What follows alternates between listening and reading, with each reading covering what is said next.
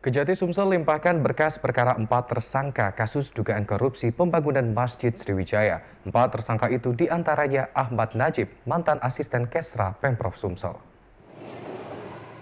Setelah lengkap pemberkasannya, Kejati Sumsel melalui Kasih Penuntutan Bidang Pidana Khusus M. Naimullah melimpahkan berkas 4 tersangka kasus dugaan korupsi dana hibah pembangunan Masjid Sriwijaya ke Pengadilan Tipikor Palembang.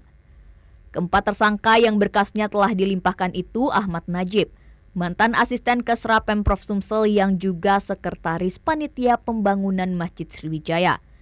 Lonma PL Tobing, mantan kepala BPKAD Sumsel, Agustinus Antoni, Kabid Anggaran BPKAD, serta Loka Sangga Negara, tim leader pengawas PT Indah Karya.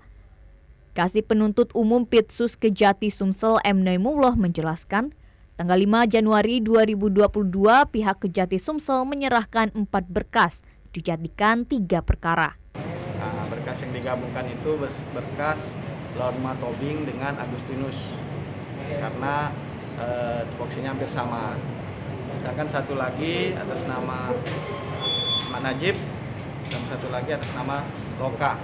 Berkas perkara kasus dugaan korupsi dana hibah pembangunan Masjid Sriwijaya dari Kejati Sumsel diterima Panitra PN Palembang.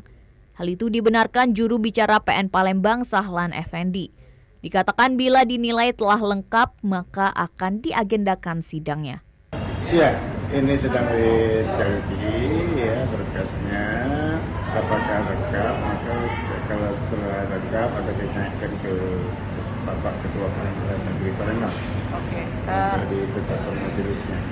Berarti dalam waktu dekat ini akan segera sidang ya Pak ya? Insya Allah ya. Setelah ditunjuk majelis, maka majelis akan menetapkan hari sidang. Tim Liputan TVRI Sumatera Selatan melaporkan.